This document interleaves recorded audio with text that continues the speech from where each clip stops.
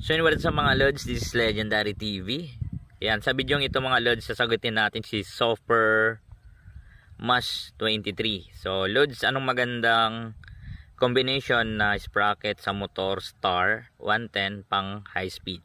So kung napapansin nyo mga lods, ayan, naka high speed sprocket combination po tayo. So gamit ko ngayon 1434.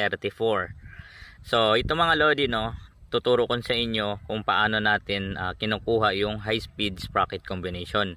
So ang pagkuha niyan mga lodi, yung ating sprocket sa likod, ayan, rear sprocket, divide lang po natin dun sa engine sprocket. So make sure na 2.7 pababa na ratio, yan po ay high speed sprocket combination. So kayo nang pong bahala kung anong sprocket ang gagamitin nyo, kung gaano kalaki. Basta make sure na i-divide po natin para malaman po natin kung ito ay high speed.